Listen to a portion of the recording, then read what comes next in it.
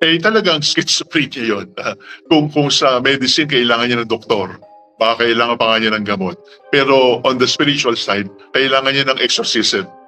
Kasi parang demonyo yung kumikilos sa kanyang buhay. Kasi pati banal na bagay ginagamit niya. Kasi ang demonyo, gagamitin niya pati yung mga banal na bagay just to mislead us. Kasi ang tawag nga sa kanya, Lucifer, di ba? Angel of light. Ibig sabihin, very attractive siya. He makes himself very attractive. At ito, gagamitin niya yung religious symbols to make himself very credible. Pero ang totoo ay ginagamit niya yon. At anong tawag mo sa isang tao na gumagamit ng religion para sa kanyang para sa kanyang layunin na hindi naman para sa Diyos? Eh di demonyo rin yun. Kaya exorcism ang sagot dun. Enzo Recto, kalaban ang katiwalian at kasinungalingan, kakampi sa katotohanan at kabutihan.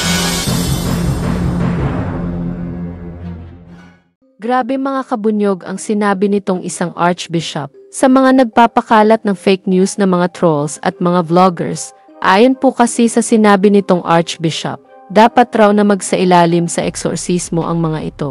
Dahil ang kanilang mga ginagawa ay gawa raw ng isang demonyo, dahil sa pagsisinungaling nila at pagbibigay ng maling impormasyon sa ating mamamayan, nalilihis po mga kabunyog ang kanilang paniniwala kung ano talaga ang totoo. At ito raw po ay isang malaking kasalanan sa Diyos. Dagdag pa niya mga kabunyog, ang sino man raw na nagpapakalat ng fake news ay empleyado raw ng kasamaan. Grabe tila ata mayroon itong pinatatamaan mga kabunyog. Anyway, para po sa iba pang mga sinabi nitong archbishop na ito, pakinggan po natin ang kanyang mga sinabi. Father, so paano pong yan? Sa karanasan ninyo, no? Nakikita ko meron kayong mga vlogs din, no? Mga short videos.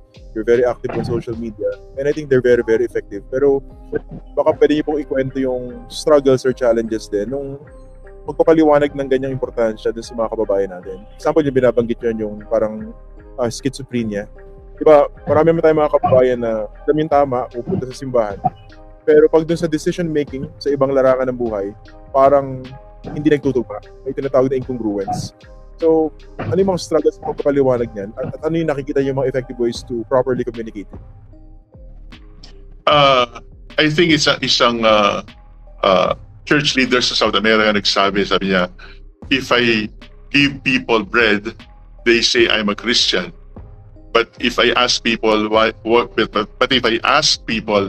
are the people hungry, they say I'm a communist. Marami nang na-red tag dahil dyan. Nagtanong ka lang ng dahilan, komunista ka na. Pero pag nagbigay ka ng charity, salamat, ang bait-bait nyo. Pero ang pagiging Kristiyano ay hindi lang charity eh. Meron ding work of justice. At kapag charity lang at hindi natin tingnan yung work of justice, ay magiging incomplete because justice is the minimum of love. Hindi natin maaaring mahalin ang kapwa-tao nang hindi tayo nagbibigay ng katarungan.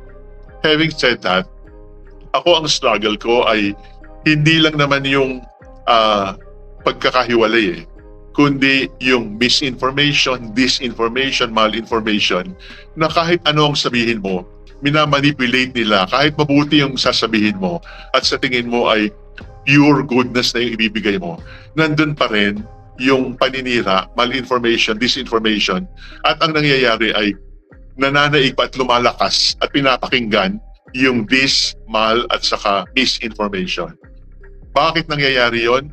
Kasi yung ating means of access to information ay poisoned well. Umiinom na tayo sa isang poisoned well at hindi natin nararamdaman na nababago na yung makeup ng ating katawan. Nasisira na pala yung katawan mo kasi inom ka ng inom ng poisonous water from poisonous wells. Pero ano ang end result nun? Hindi mo na pinapakinggan yung tama at gumagawa na sila ng sarili nilang facts. Meron kaming sariling tama. Pero hindi pwede yan dahil ang tama ay nakabase sa isang objective standard. So, ano ang dapat natin gawin? Sabi ni St. Paul, you overcome evil with the power of good. So, kahit ako ay binabash, kahit ano na binabato sa akin, nandyan pa rin ako, hindi ako sumusuko. Kasi pag nakita ko yung mga bashers ko, pag nakita ko yung nagmumura sa akin, Babasahin ko pangalan nila, babasahin ko yung sinasabi nila, sabihin ko sa kanila, magkita-kita tayo sa last judgment. At alam na Diyos yung ginagawa ninyo. So, kailangan lang maliwanag. Saan tayo pupunta? Pupuntahan natin Diyos. At mayroong Diyos na nakakakita dun sa mga kasinungalingan at manipulation of truth na ginagawa nila. Nabanggit niyo po yung... Basta wag lang tayo mag-iba. Nabanggit niyo po yung problema sa disinformation, especially in the context of our upcoming elections. Naganap yan, nakikita yan across all levels of the election campaign.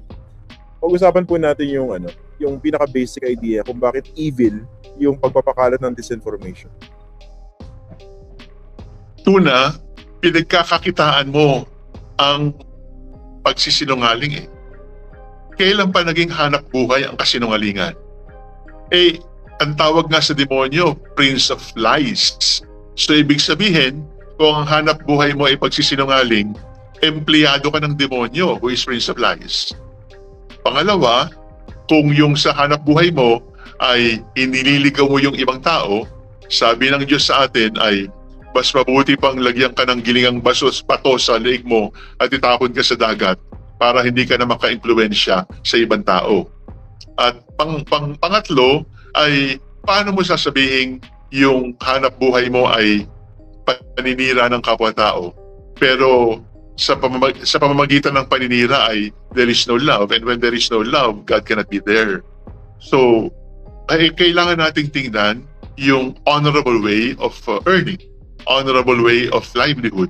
Papakain mo ba sa mga anak mo yung kinita mong pera sa pagsisinungaling at bilang troll? Yung ganyan po, yung ganyang kalakaran, meron pa bang path to redemption po yan? Yung mga taong talagang hindi lang yung mga foot soldiers kundi yung mga taong talaga nagpapatakbo ng ganyang infrastruktura ng disinformation po. Two approaches. Number one is kailangan nating balikan yung morality. Pero pangalawa ay kailangan din nating tignan yung ating mga batas. Kasi kulang tayo ng ngipin sa batas at nagkakaroon tuloy ng livelihood itong mga taong ito.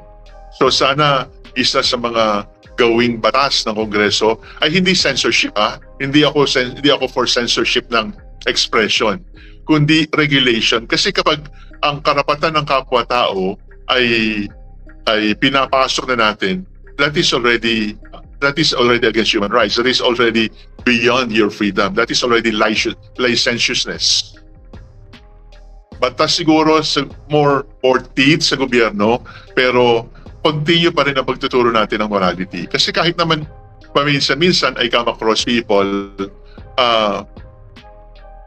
sobra na sa kamay ng aking daliri, lalapit sa akin at sasabihin sa akin, Father, dati ho akong basher ninyo. Dati ho ako nabayaran. Pero sorry po sa ginawa ko, hindi ko na makorek. Pero tumigil na ho ako kasi namulat din ako. Pero pag tinignan ko, bakit siya tumigil? Ako bilang pares, sabihin ko lang, grasya na yun ng Diyos eh. Kasi hindi natin tinigilang ipagdasal sila. Kaya tumimo din yung grasya ng Diyos sa kanya at na-realize niya, mali talaga to. Sasakitan siya ng mga anak ko sa pinapakain ko sa kanila. At talagang lumalapit silang ganon. At ako magpapasalamat lang sa Diyos, tap on the shoulder and say, huwag ka nang babalik doon. Okay. Nabanggit niya yung fathers ako. I don't know kung na-experience niyo rin po ito. No? Kasi pag may mga bashers din ako, ang ginagawa ko, di ba pinupuntahan ko yung kanilang Facebook pages. And parang common denominator, usually yung profile pictures nila, merong santo, may Mama Mary, may Bible passage, yung mga Santo Niño. Pero pag nakita mo yung post dun sa kanyang wall, sobrang hindi makatao. Yung ganun, how do you explain that po? Talagang schizophrenia yun. Kung sa medicine, kailangan niya ng doktor. Baka kailangan pa nga niya ng gamot. Pero on the spiritual side, kailangan niya ng exorcism. Kasi parang demonyo yung kumikilos sa kanyang buhay. Kasi pati banal na bagay ginagamit niya. Kasi ang demonyo, gagamitin niya pati yung mga banal na bagay just to mislead us. Kasi ang tawag nga sa kanya, Lucifer, di ba? Angel of light. Ibig sabihin, very attractive siya. He makes himself very attractive. At ito, gagamitin niya yung religious symbols to make himself very credible. Pero ang totoo ay ginagamit niya yon. At anong tawag mo sa isang tao na gumagamit ng religion para sa kanyang para sa kanyang layunin na hindi naman para sa Diyos, di demonyo rin yun. Kaya exorcism ang sagot dun. Bunyog, bunyog, halikan na kasama ka. Bunyog, kapag buklod ay may pag-asa. Luzon, Visayas, Mindanao, isa ang pananaw. Sa bagong Pilipinas ang bunyog isisigaw. Bunyog.